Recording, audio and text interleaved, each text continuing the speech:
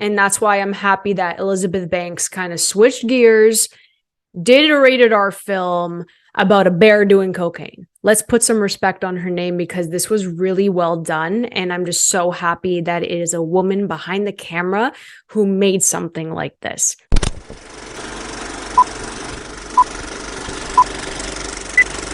Hey everyone, welcome back to Candid Cinema. I'm Amanda, otherwise known as AMX NDA Reviews on Twitter, Instagram, and Letterboxd.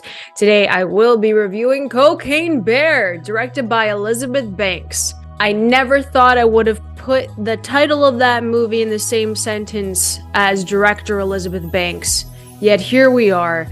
And I am so happy that she took such a big swing, changing to like an R-rated film. It's completely out of her comfort zone, and it's based on a true story. So if you don't know, Cocaine Bear feels like a very graphic nature documentary. This story is based on real events. There was a bear in the forest. Someone was flying over top with bags of cocaine, obviously for a drug deal, and something happened to the plane. The cocaine literally fell through into this forest, and there were bags and bags of it kind of scattered, and there were bears that found the cocaine.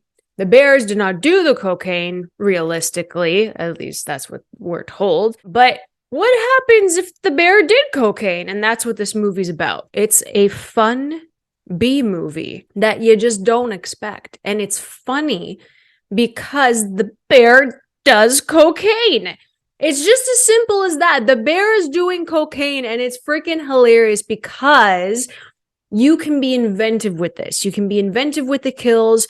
You can be inventive with the character interactions, which are completely fabricated for the dramatization of this film. And that's what makes it so entertaining to watch, because you have no idea what to expect when a bear does cocaine.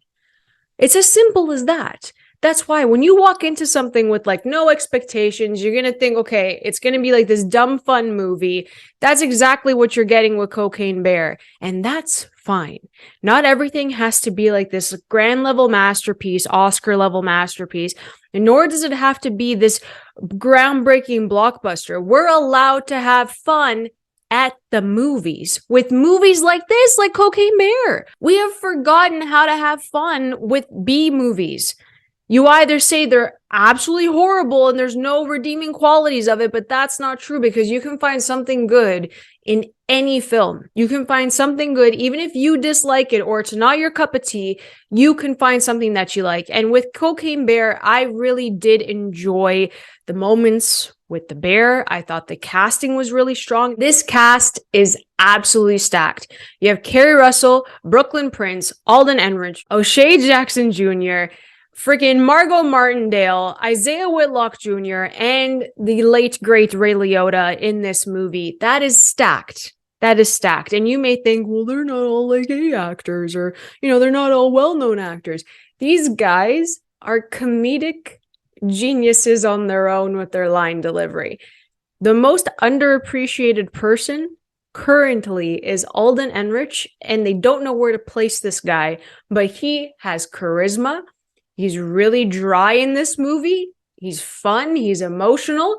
He was a scene stealer for me alongside O'Shea Jackson Jr., who has similar line delivery to his father, Ice Cube, and that's what makes me laugh. There are so many people in this film that they do have their time to shine.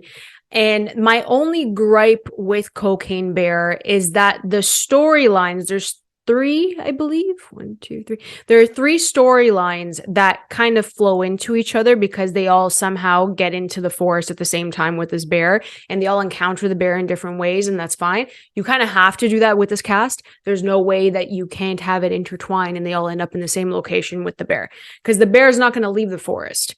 If the cocaine is in the forest, the bear's not leaving the forest, so you have to bring the people to the bear. The strongest storyline, which I really appreciated, because it turns into a film about parenting and motherhood that you don't really expect to tie in at the end of this film. Because towards the middle of the film, you find out that this bear is a woman, thanks to Alden Ehrenreich's character, Eddie. So it's hilarious when he does that, because then your perspective of the bear changes, which leads to the finale in this third act and what ends up happening with her bear cubs. And then it parallels the journey that Kerry Russell's character goes on with her daughter, Brooklyn Prince, who I haven't seen since the Florida Project. That kid grew up, and I'm like, you know what? I'm very happy to see her in another project. She got older, and I'm just like, oh my God, I remember when she was this small. She was a lot of fun in this. So at the beginning of this film, you're setting the tone with, the bear being on the loose with the cocaine in the forest. Done. That's there. You have a cold open. There are these two travelers, and they see that the bear is like all nice and friendly and all of that. But then the bear does the cocaine and kind of goes after them. And you see the beginning of what could essentially happen in this film. I think the title card was absolutely wicked. That drop was fantastic. And I'm like, oh, we're in for a really fun time. I won't spoil it, but it was just it was perfectly shot. That one title card drop, I loved it. But the thing at the beginning is that it's a story about a mother looking out for her daughter and her daughter's best friend. That is the main thread to pull on. That is the main thing that people can connect to, because we've all been kids. We've all been stupid. We follow Brooklyn Prince and Christian Convery, who plays Henry, into this forest because they end up skipping school, and that's how they get there. We've all done something stupid like this. I won't tell you what they do, but they go out into this forest, they end up getting lost, and Kerry Russell ends up going to the ranger, who's played by Margot Martindale, and they all go out into this forest because they have to find out where her kid is. That's the main draw right there. That's the connection that we all have, which works well and parallels that of the mother with her cubs.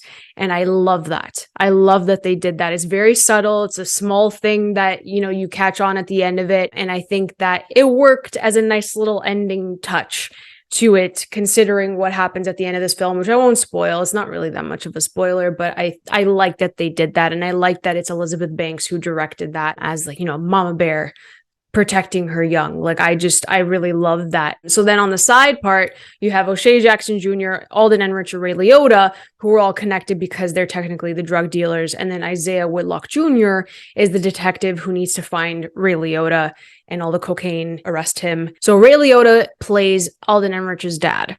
And there's another thing about parenting where Alden Ehrenreich wants to break that cycle of being like his dad. He wants to get out. He doesn't want to, do drugs. He doesn't want to be a drug dealer. He wants to get out after losing someone who was so close to him. So he puts everything into perspective, and he has a son of his own, and he doesn't want to raise him the same way that his father raised him. So that's also underlying all of this, but it's not the best writing for the development of these characters. But at the same time, you're watching this and you're like, but do we actually care about these characters? Do we care about every single character? That's the thing that you have to look at as well. So if you pick one that's more prominent and can connect with people, then you're not going to really develop the rest of it, even though they try to with Ray Liotta and Alden Ehrenreich. I'm not saying it's terrible. There are some jokes that really didn't land, but then there are some interactions that did make me laugh.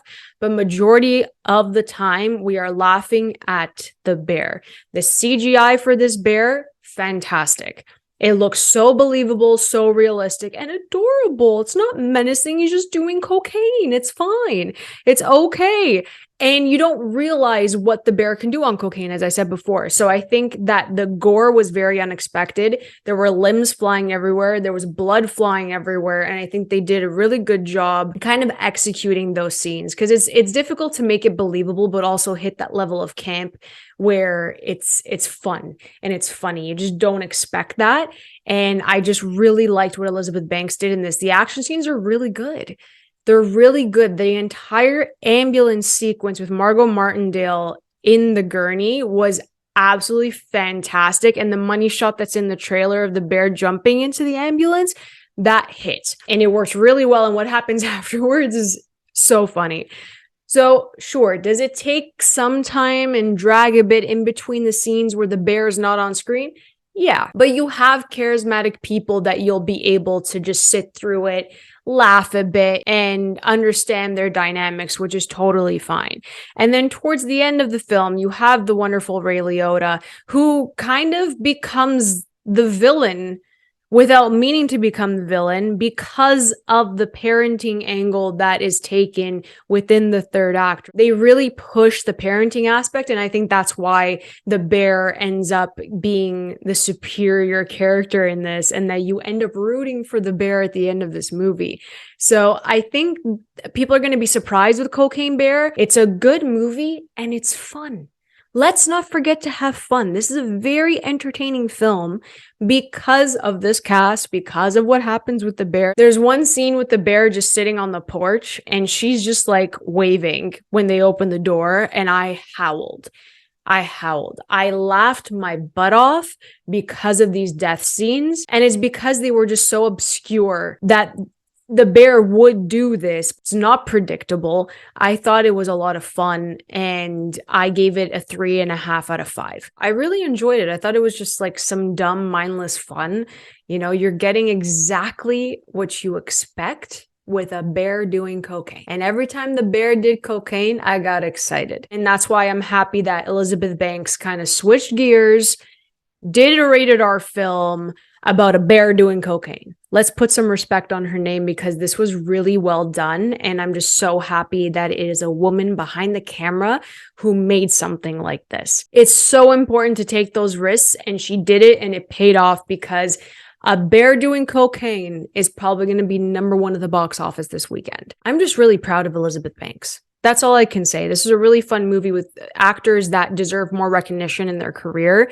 I think Alden Ehrenreich and Brooklyn Prince were the standouts in this film, and I have always supported Alden Ehrenreich. I think that he was kind of mistreated with the Han Solo casting, and it wasn't his fault. It comes down to writing at the end of the day. Please let me know in the comments below if you enjoyed this film. I had fun with it. I really did. Let me know if you think there could be a sequel to Cocaine Bear if you've seen it. I don't think there can be. So if you guys enjoyed this review, please like and subscribe. You can always follow me over at AMX NDA Reviews on Twitter, Instagram, and Letterboxd. I'll catch you guys next time. Keep watching movies.